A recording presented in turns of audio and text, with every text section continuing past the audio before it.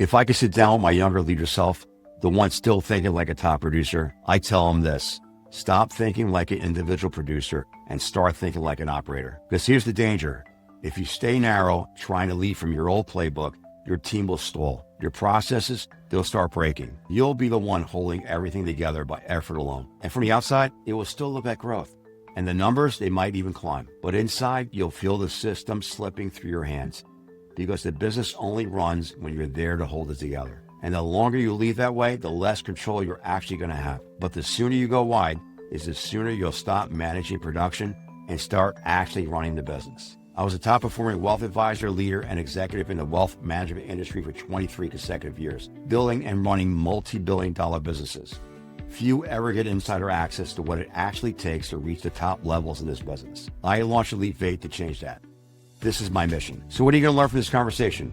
1, why many leaders stay narrow in their approach and what it costs them and their teams. 2, how assuming everybody thinks like you limits execution across different backgrounds and perspectives. 3, why leading from last year's playbook stalls progress as the business expands. And finally, 4, how shifting from me to we creates teams that can adapt and perform without relying on you for every answer. In wealth management, most leaders don't step into their roles with training.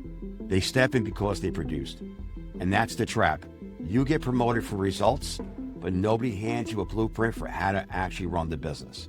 So what happens? Most leaders keep leading like producers. They'll lean on product knowledge, they'll fall back on personal tactics, and they keep running last year's playbook. And just as often, they'll assume everybody else thinks like they do. But leadership isn't about making people copies of you. It's about understanding the room you're leading and developing people who can think, adapt, and execute even when the strategy shifts. And when leaders miss that pivot, the cracks show fast. Culture stalls because some people feel managed, not developed. Your processes start to break because the system was never designed to scale beyond one person's methods. And the teams fall behind clients and the market because expectations rise, but the way you deliver doesn't. And your people, they stop progressing because instead of being developed into operators themselves, they're just repeating your old playbook. And so yes, the numbers can still look good for a while, but underneath, you're running on autopilot. It's like you being the chief plumber fixing leaks all day instead of the architect designing a better system. Because at the end of the day, all you're doing is managing production instead of leading a business. And I understand, when I first stepped into leadership, I made the same mistakes most do. I thought my role was about leading the way I produced, pushing harder, sharing what I knew, expecting everyone to think the way I thought. But people don't all come from the same place. They all have different backgrounds, different knowledge bases, different goals, motivations, and challenges. And if you lead as if they all think and act like you do, you miss what actually drives performance. And that was the moment it clicked for me. My leadership wasn't about being the smartest in the room. It was about understanding the room and knowing how each decision impacted the people, the process, and the outcome. And when I shifted myself to that lens, the job, it became clearer. My role wasn't to be the producer anymore. It was to build people who could adapt, execute, and grow inside the business. And that realization, it gave me control, not because I was managing harder, but because I was leading differently. So how do you make this shift? It first starts with how you think. First, decenter yourself from the process. Stop leading with your own tactics.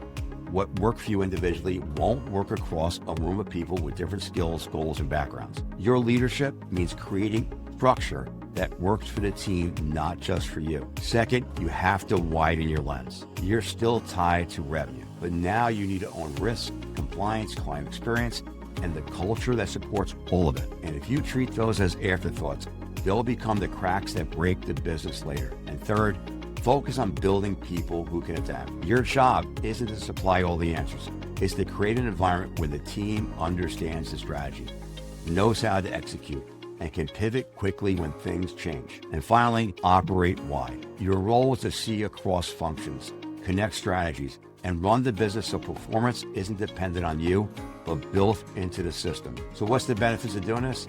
Because your leadership isn't about proving what you can do yourself. It's about building something that can succeed beyond you. Because when you make the shift and start operating wide, everything changes.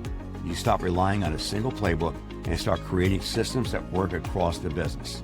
You stop expecting people to think like you and start building an environment with different backgrounds and perspectives aligned toward the same strategy. And you stop holding together everything through your effort alone. because the way you run the business starts compounding without you holding it together. And that's the payoff. So if I can go back and tell my younger self one thing, it would be this: go from narrow to wide and operate the business, because that's how you stop managing numbers and start building a business that lasts. Every week, I'll dive deeper into the critical moves that helps leaders and advisors break through plateaus and lead at the levels they're built for. We'll cut through the fluff, no hype, no theory, just strategy, psychology, and execution. If this message hits home, make sure you're following along. You're in the right place, whether you're leading teams, running a book, or scaling your firm. This is EliteVate. Let's cut through the noise and build something that actually lasts.